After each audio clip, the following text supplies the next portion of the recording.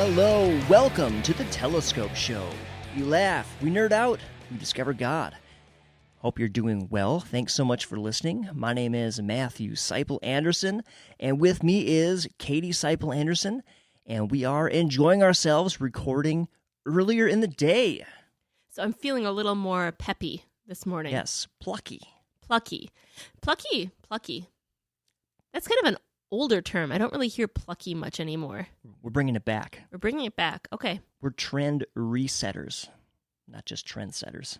Wow. Yeah. That's kind of nerdy. Bring it back, a vintage trend. So, Katie, there's something very exciting that happened. We found out who KK is. Woo! Hey! If you recall, KK is the winner. The mysterious winner. Of the episode 100 Trivia Challenge. And we didn't know who she was, but we discovered that she is someone named Kiana. So, Kiana, congratulations. You are the winner. You're going to receive all the goodies. And you know your stuff, so good job. Man, we were impressed. You blew away the competition.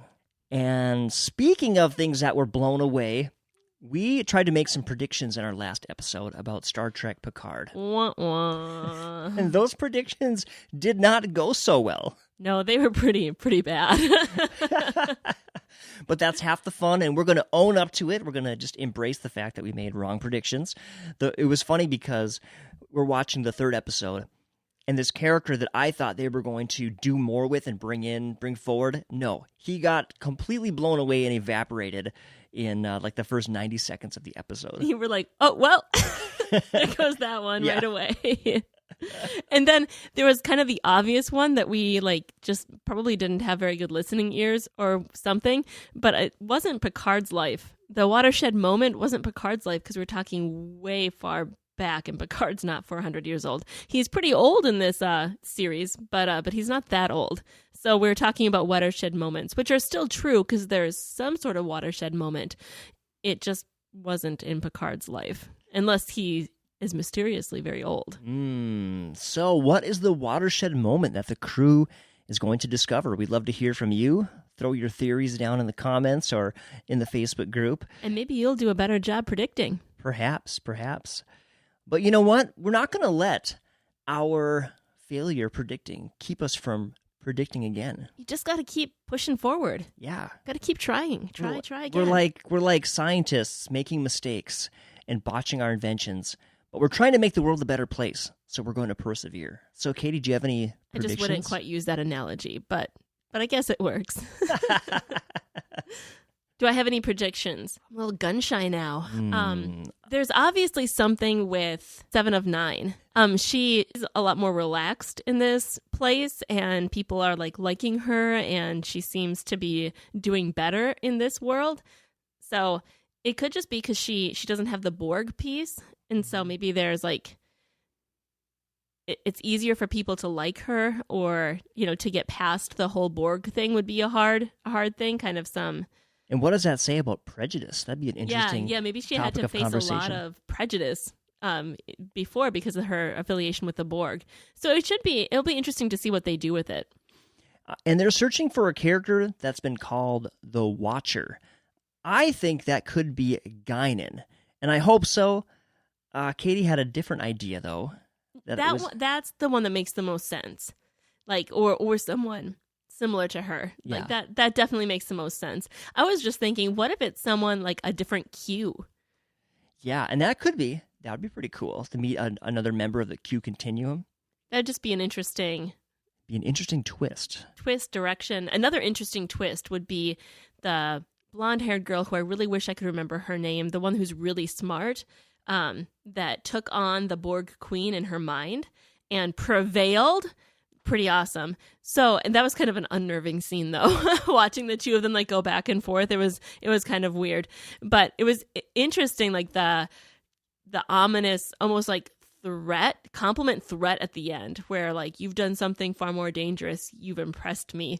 Yeah. Kind of ooh, what does that even mean? And then Picard's we're going to get you as far away from her as we possibly can. Yeah, and it definitely foreshadowed another interaction with those two. So that's going to be something to watch. Well, we just have a few news items to talk about, so let's get into that.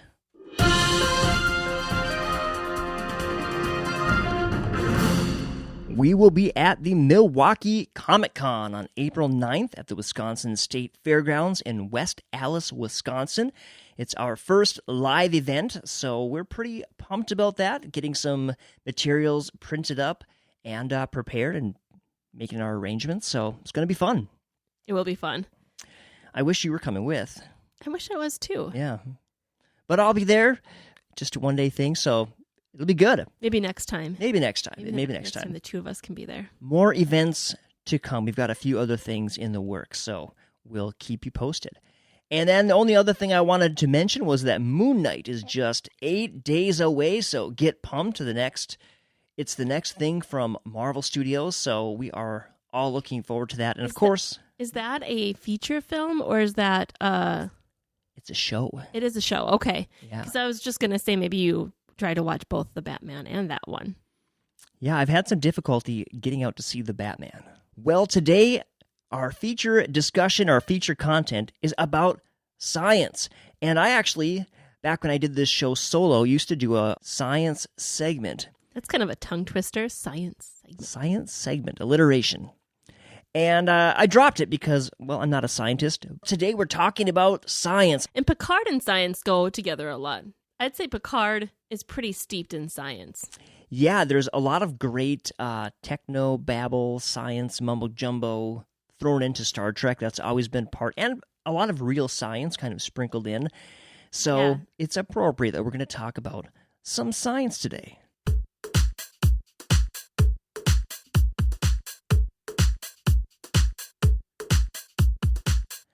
So, Katie, you have a birthday coming up, and I found the perfect present, but I'm going to need to go to Mercury to get it. Mercury? Oh, that's a ways away. Yeah.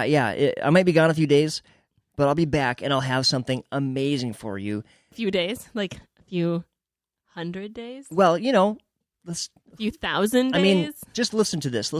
Ask Elon Musk.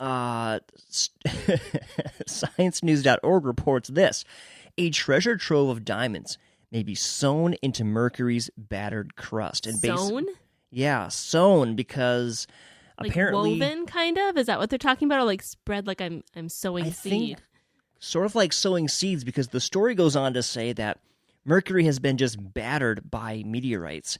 And the impact on the planet's crust, they believe, has created lots of diamonds and precious stones. Interesting. Yeah. And so, man, I'm just going to cruise on over. I'm going to get you a big old rock.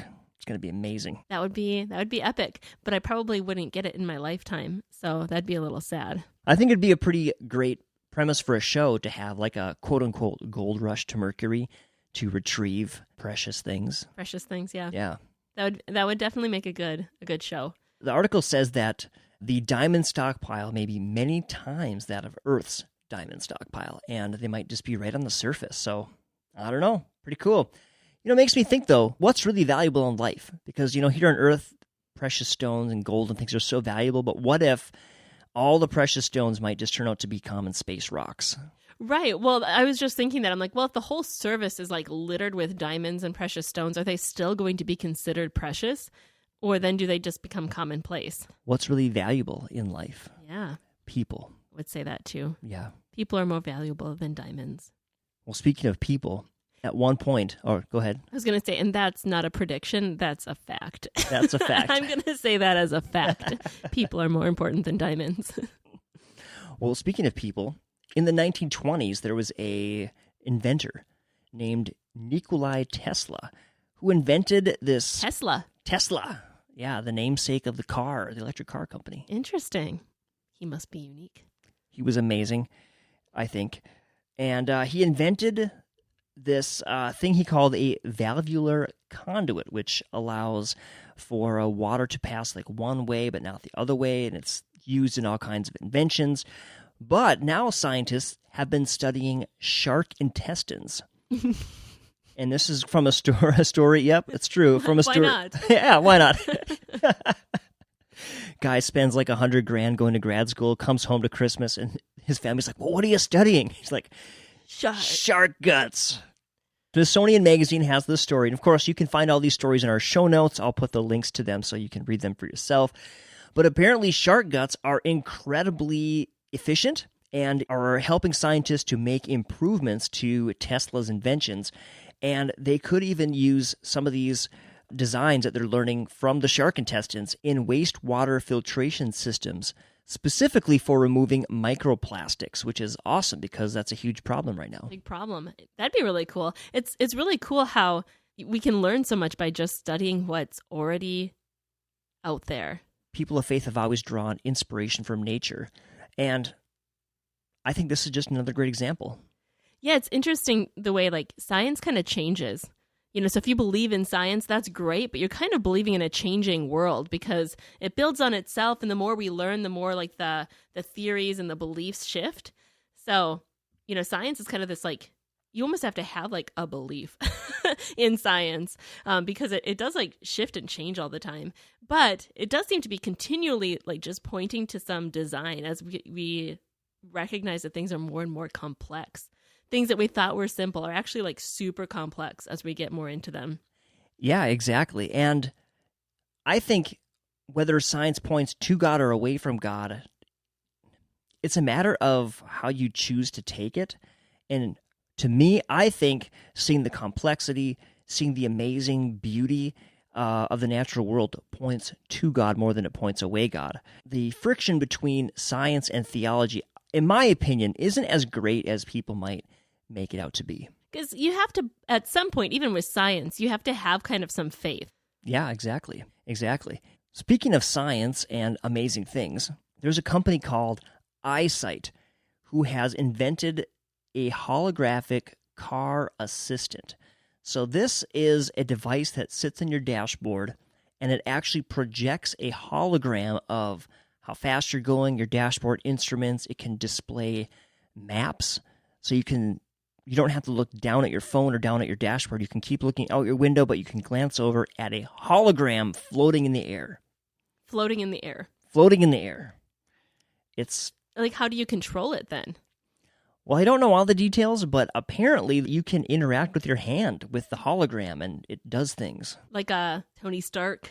Exactly like a Tony Stark thing. Hey, I'm throwing this stuff over here and grabbing this over here and making it into like something that's not real but looks really real. Yeah. I don't think it's quite that complicated because it's a small device on your dashboard, but it's still a step closer to that. Interesting. I wonder how I'd feel about like what. I guess you can't really poke it too hard then. I mean, you're just poking in the air. What if you get mad? Sometimes people like poke harder and harder if they get mad with their technology. Are you just like poking the air? Or can you break it that way? Maybe we'll have to get one to try it out. Yeah. We'll throw it in our sweet minivan. We'd be the coolest parents. We'd be the coolest parents with our hologram. Here's a question. What is more scientifically complex, that or the human body? Probably the human body. I mean, you think about the fact that the human body can reproduce another human inside of itself. That's true. I don't know. I've just thrown that out there. You can't get two dashboard hologram systems together and and that's ending there. Katie, you're blushing. Well, anyway, now we're one step closer to having something like we've seen in the movies. It's pretty amazing, pretty cool.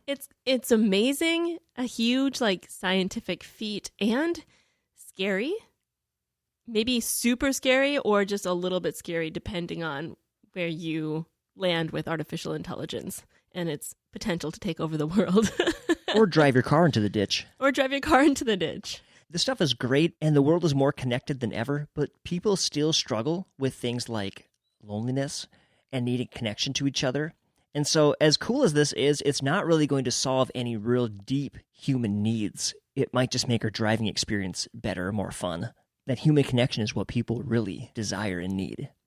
Right, and that can't be replaced with cool scientific gadgets. Although it would be pretty cool to be able to take a phone call and have someone's holographic face show up on your dashboard. Jetsons. Isn't that what? No, that was just... That was just a screen. We're just pretty much already doing that. Yeah. What am I thinking? We're like going a step beyond the Jetsons. We're going beyond the Jetsons now. Now it's more like the Star Wars holograms that would like convey messages. It's amazing. It's amazing. You could just send a message that was just a look You could record a look and just beam it over like, she's Or a giving very me happy look. a happy look. Ooh. Giving me diamonds from Mercury. Maybe it'd be a happy look. Absolutely. All right. I'm starting to catch the vision of this technology. Well, thank you so much for listening today. We want you to connect with us because, like we said, that connection is what we really crave. Connection to other people, connection to God that really touches your innermost And soul. people are more important than diamonds. Or tech. I'm or going to say they're inventions. more important than tech or inventions. Or So- shark guts. Or shark guts. Much more important. People are more important, and we love people. That's right. So if you're listening today, you matter. We love you. God loves you. And we want you to connect with us through Facebook, through our website, thetelescopeshow.com, or you can email us at thetelescope@icloud.com. All right. Love you all. Take care.